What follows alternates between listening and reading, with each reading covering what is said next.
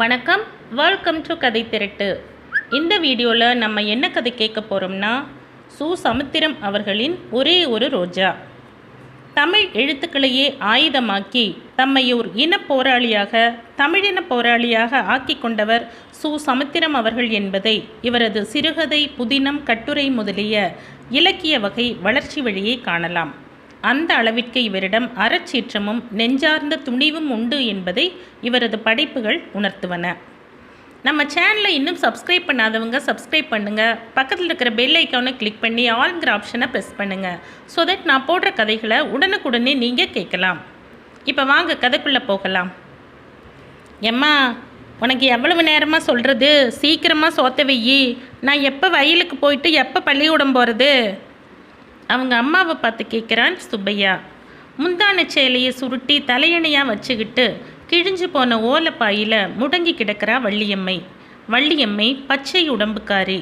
அவள் குழந்தை பெற்று இன்னையோட 20 நாளும் அந்த குழந்தை இறந்து 15 நாளும் ஆகுது.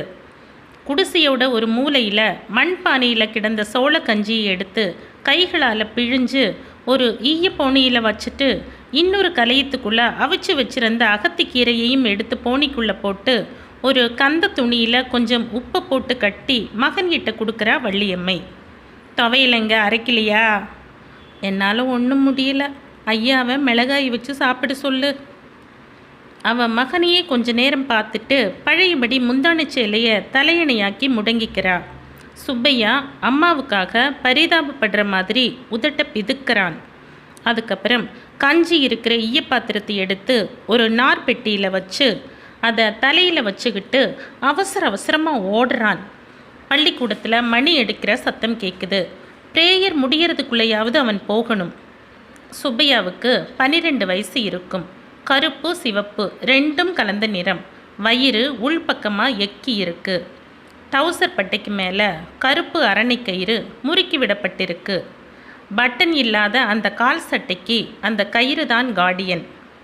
உடம்பில் கிழிஞ்சு போன ஒரு முண்டாசு பனியன். மிராசுதாரர் மகன் போட்டு கிழிச்சு தேய்ச்சு அருந்து போயிருந்த அதை வள்ளியம்மை தான் ஊசி நூலால் தச்சு உருப்படியாக்கினா. சுப்பையா ஓட்டமும் நடையுமா காளியம்மன் கோயில் பக்கத்தில் வந்துட்டு இருக்கும்போது மிராசுதாரர் வீட்டு வேலைக்காரன் வண்டியின் நோக்கால விட்டு எதிர்ப்புறமாக திரும்பி நின்ன ஜோடி மாட்டில் ஒரு மாட்டோட மூக்கணாங்கயிறை சுண்டி இழுத்து சரிப்படுத்த பார்த்துக்கிட்டு இருந்தான். மாடு முன்னை விட அதிகமாக துள்ளுது. சுப்பையா அவனையும் அந்த மாட்டையும் மாறி மாறி பார்க்குறான். மூக்கணாங்கயிறு புதுசுங்கிறத தெரிஞ்சுக்கிறான். அந்த வண்டியை சுற்றி நின்ன விவசாயிகள் பழக்கப்பட்ட மாடு மிரள்ற காரணத்தை புரியாமல் ஆச்சரியப்படுறாங்க. மூக்கணாங்கயிறு மாட்டோட மூக்குத்வார அளவுக்கு இருக்குது. அதோட கயிற்று கொம்பு பக்கம் இறுக்கி கட்டியிருக்கீரு. அதனால தான் மாடு மூச்சு விட முடியாமல் தவிக்குது. சின்ன கயிறு போட்டால் தான் மாடு நகரும். அவங்களுக்கு ஐடியாவை சொல்லிட்டு வேகமாக அந்த இடத்தை விட்டு நகர்றான் சுப்பையா. பள்ளிக்கூடத்தில் 2வது மணி அடிச்சுக்கிட்டு இருக்காங்க. அப்படி போகும்போதே ஏதோ ஒரு செய்யுளை திரும்ப திரும்ப முணுமுணுத்திக்கிட்டே போயிட்டுருக்கான். வழியில் வேலை செஞ்சுக்கிட்டு இருந்த ஐயா கிட்ட இருந்து கமலையை வாங்கிக்கிறான். அவர் ஏமில் துவையலை காணோம் சொல்லிக்கிட்டே பக்கத்தில் இருந்த பாத்தியில் 4-5 மிளகாய்களை பறிச்சுட்டு உட்கார்றாரு. சாப்பிட்டுட்டு பீடி ஒன்றை தம் பிடிச்சு இழுத்துட்டு மகன்கிட்ட இருந்து மாட்டை வாங்கிக்கிறாரு. அடுத்தது சுப்பையா தண்ணி பாய்ச்சிக்கிட்டு இருந்த அக்காக்காரி பேச்சியை ரிலீவ் பண்ணுறதுக்கு அடையாளமாக அவகிட்ட இருந்த மம்பட்டியை வாங்கிக்கிறான். பேச்சி வாய்க்கால் மணலை எடுத்து பல் விளக்கிக்கிட்டே கிணத்து பக்கம் போகிறா. நேரம் ஆகிக்கிட்டே இருக்கு. அக்காக்காரி கஞ்சி குடிச்சிட்டு ஐயா கிட்ட ஏதோ சாவகாசமாக பேசிகிட்ருக்கா. வாக்கா ஒன்றை தமிழா, எனக்கு நேரம் ஆயிட்டு. பேசாமல் கொஞ்சம் நேரம் இருல, என் குறுக்கு வலி எனக்கெல்லாம் தெரியும். என்னம்மா வலிக்கு? ஜாலம் போடாத. ஜாலம் போடலை, நெசமா. கொஞ்ச நேரம் வேலை பார்க்குறக்குள்ளே இப்படி கத்துறியே. நான் கஷ்டத்தில் கத்தலலா, பள்ளிக்கூடத்துக்கு நேரம் ஆயிட்டு. பெரிய பள்ளிக்கூடம், மந்திரியாக ஆக போகிறாரு மகராசா. நான் படித்து வேலைக்கு போய் உனக்கு என் கையால் நகை போடாண்டாமா? உன்னை ஆஃபீஸர் மாப்பிள்ளைக்கு கொடுக்காண்டாமா? இந்த இடத்துல ஆசிரியர் அந்த பையனுக்கு படிப்பு மேலே உள்ள ஆர்வத்தை, தான் படித்து நல்ல வேலைக்கு போய் தன் குடும்பத்தை முன்னேற்றணுங்கிற அவனோட எண்ணத்தை இந்த வரிகளில் வெளிப்படுத்துகிறாரு. அதை கேட்டு பேச்சு வைக்கப்படுறா. நீ படித்து முடிக்கிறது வரைக்கும் நான் காத்து இருக்க முடியுமால? அதுக்குள்ளே கிழவி ஆயிடுவேன்னு சொல்ல வந்த அந்த பொண்ணு உதட்ட கடிச்சுக்கிறா. சுப்பையா அக்கா கிட்ட மண்வெட்டியை கொடுத்துட்டு நகரப் போகிறான். ஆனாலும் மனசு கேட்காம, இன்னைக்கு எப்படி சமாளி, நாளைக்கு ஸ்கூல் லீவு, நான் தண்ணி பாய்க்கேன். சுப்பையா வேகமாக வரப்பு மேலே நடக்கிறான். கிணத்துக்கு பக்கத்தில் வந்தப்போ குப்புறப்படுத்திக்கிட்டு சத்தியாகிரகம் செஞ்ச வளர்த்த மாட்டு கூட அவன் ஐயா போராடிக்கிட்டு இருக்கார். சுப்பையாவும் அவன் அப்பாவோட சேர்ந்து மாட்டோட வாலை பிடிச்சு இழுக்கிறான். மாடு வேகமாக எழுந்திருச்சு மறுபடியும் படுத்துக்குது. தந்தை மகனை பார்க்குறாரு. உனக்கு நேரமாயிட்டோ? செத்த நேரம்தான், இன்னும் கொஞ்ச நேரத்தில் மாடக்கணு வந்துடுவான், இன்னும் ஒரு தட்டு தான். சுப்பையா பள்ளிக்கூடத்துக்கு வந்தபோது 7வது வகுப்பில் 3வது பீரியட் முடிய போனது. அவன் வகுப்புக்கு வெளியே நிற்கிறான். ஆசிரியரோட அனுமதி இல்லாமல் உள்ளே போகக்கூடாது. இன்னைக்கு ரூல் தடியால் 1 டஜன் அடிகளாவது கிடைக்கும். ஆசிரியர் வகுப்பில் ஒரு கேள்வியை போட்டு பதிலை கேட்குறாரு. What is a noun? சொல்லுங்கடா தடி மாடுகளா, வாட் இஸ் அ நவுன்? பதில் இல்லை. ஆசிரியர் பின்வரிசையை பார்க்குறாரு. அதில் உட்கார்ந்திருந்த 6 தடிராமன்களும் நேற்று காளியம்மன் கோவில் முன்னால் உட்காந்துக்கிட்டு வில்லு பாட்டு பாடிக்கிட்டு இருந்தாங்க. அவர் அந்த வழியாக போகிறது தெரிஞ்சதும் சத்தமாக பாடுறாங்க. ஏண்டா, வில்லடிச்சான், குடிமடிச்சான், மீசையில் தீய வச்சான்னு மட்டும் பாட தெரியுது, இது தெரியலையோ?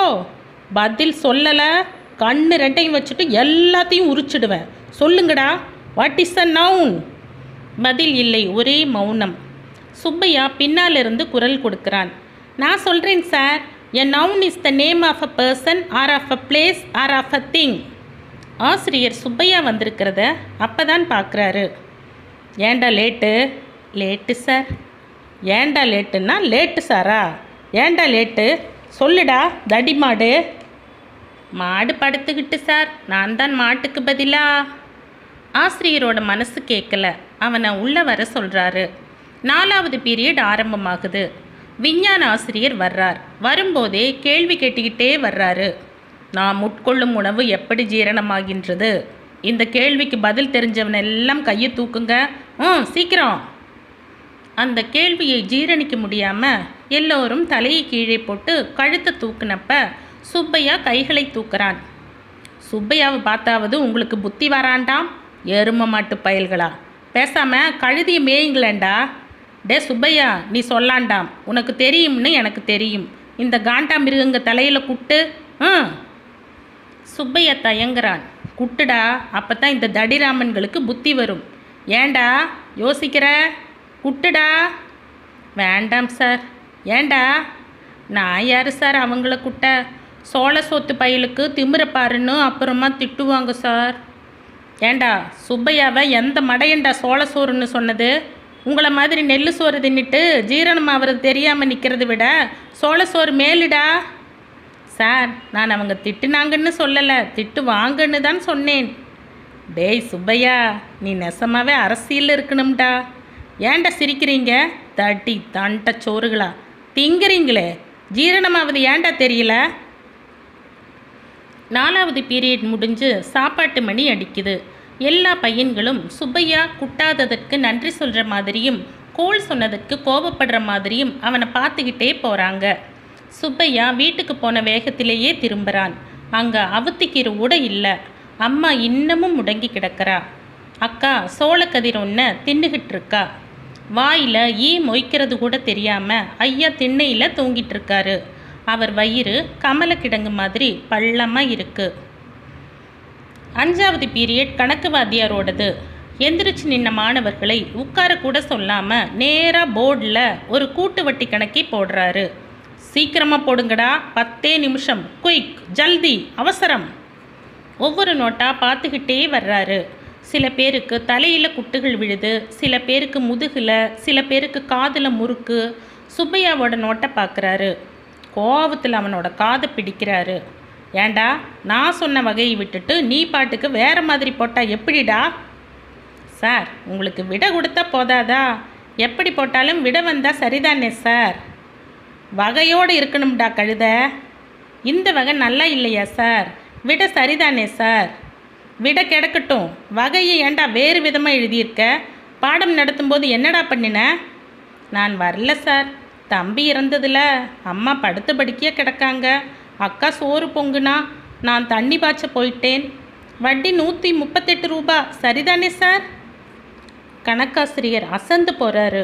அவர் சொல்லி கொடுத்த வகையை விட இவன் போட்ட வகை நல்லாதான் இருக்குன்னு நினைக்கிறாரு. 6வது பீரியட் துவங்குது. தமிழ் வகுப்பு ஆசிரியை அலமேலு வர்றாங்க. நன்றி ஒருவருக்கு செய்த கால் இந்த செய்யுளுக்கு பொழிப்புரை சொல்லவும். ஒவ்வொரு பையனும் பொழிப்புரை சொல்லி வராங்க. சொல்லாதவங்க பெஞ்ச் மேலே ஏறி நிற்கிறாங்க. சுப்பையாவோட முறை வருது. அவனும் சொல்கிறான். ஆசிரியைக்கு ஆச்சரியம் தாங்க முடியலை. 6வது வகுப்பு ஆசிரியர் ராமசாமியை கூப்பிடுறாங்க. அவர் ஓடி வர்றாரு. என்ன டீச்சர் கூப்பிட்டீங்களா? சார் சுப்பையாவை பாருங்களேன். பார்க்குறதுக்கு அவன்கிட்ட என்ன இருக்குது டீச்சர்? நன்றி ஒருவருக்கு என்ற செய்யுளுக்கு முந்தா நாள் பொழிப்புரை எழுதி போட்டேன். மனப்பாடம் பண்ணி ஒப்பிக்க சொன்னேன். இவன் அன்னைக்கு வரல. ஆனால் இன்னைக்கு பொழிப்புரை சொல்கிறான். நான் எழுதி போட்டதை சொல்லலை. அவன் பாட்டுக்கு வேறு விதமாக சொல்கிறான். ஆனால் அர்த்தம் சரியாக இருக்குது. இன்றைக்கி தான் இவனை பற்றி உங்களுக்கு தெரியுமா? ஓ, நீங்கள் புதுசா? பையன் ஏம இன்னைக்கு மாணவர் மன்றத்தில் பாருங்களேன், பிரமாதமாக பேசுவான். தமிழ் அருவி மாதிரி வரும். நம்மால் கூட அப்படி பேச முடியாது. உண்மையில் இவன் மேத சார். இப்படி கதை போய்கிட்டு இருக்கு. ஊரில் என்ன பிரச்சனைனாலும் ஓடி போய் அவங்களுக்கு உதவுறான் சுப்பையா. அந்த வேலையை சுழுவாக முடிக்க ஐடியா கொடுக்குறான். அவனுக்கு தெரியாத வேலையே இல்லைன்னு சொல்கிற அளவுக்கு பையன் ரொம்ப அறிவுஜீவியாக இருக்கான். வாரங்கள் ஓடுது. ஆண்டு பரீட்சை நடக்குது. சுப்பையாவும் எழுதுகிறான். அந்த ஒரு வாரம் அவன் வயல் பக்கம் போகலை. பரீட்சை முடியுது. விடுமுறை நாட்களில் வயலை விட்டு நகராமல் பழியாக கிடக்கிறான். பள்ளிக்கூடம் மறுபடியும் திறக்குது. 8ஆம் வகுப்பு இன்னொரு கட்டடத்தில் இருக்குது. அந்த பெரிய வகுப்புக்கு முன்னால் ஒரு ரோஜா செடி. அதில் ஒரே ஒரு ரோஜா மட்டும் பூத்து குலுங்குது. பேப்பர் கட்டுகளோட தலைமை ஆசிரியர் வகுப்புக்குள்ளே நுழையிறாரு. பள்ளிக்கூடத்துக்கு அவர் புதுசு. சுப்பையாங்கிறது யாரு? சுப்பையா வரல சார். வரலையா? எல்லாரும் சுப்பையா மாதிரி இருந்தால் நம் நாடு ரொம்ப சீக்கிரம் கல்வித்துறையில் முன்னேறிடும். எல்லா பாடத்துலேயும் அவன் 90, 95ன்னு வாங்கியிருக்கான். அவனும் உங்கள் வயசுக்காரன் தான். அவனில் பாதி மார்க் கூட நீங்கள் வாங்கலையே.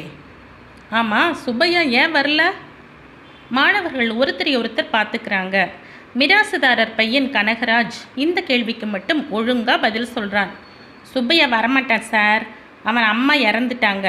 அப்பா குத்தகை நிலத்தை விட்டுட்டு மரம் வெட்ட போகிறாரு. எங்கள் நிலம் அது, நாங்கள் பிடுங்கிட்டோம். சுப்பையா மெட்ராஸுக்கு போயிட்டான். மெட்ராஸுக்கா? எதுக்கு?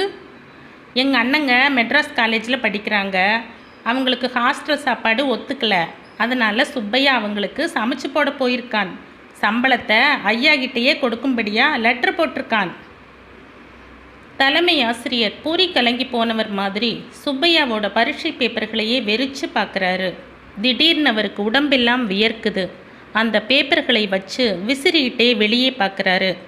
8வது வகுப்புக்கு வெளியே இருந்த ரோஜா செடியில் பூத்து குலுங்கின அந்த ஒரே ஒரு ரோஜா பூவை ஒரு கழுதை தின்னுட்டுருக்குங்கிற காட்சியோட கதையை முடிக்கிறாரு ஆசிரியர். கதையின் பிரச்சனைக்கான தீர்வை சிந்திக்கிற பணியை வாசகர்களாகிய நம்மிடமே வைக்கிறாரு ஆசிரியர். சிந்திப்போம். இந்த கதை உங்களுக்கு பிடிச்சிருந்தா லைக் பண்ணுங்கள், ஷேர் பண்ணுங்கள், சப்ஸ்கிரைப் பண்ணுங்கள். மற்றொரு இன்ட்ரெஸ்டிங்கான கதையோட அடுத்த வீடியோவில் சந்திப்போம். பாய். தேங்க்யூ.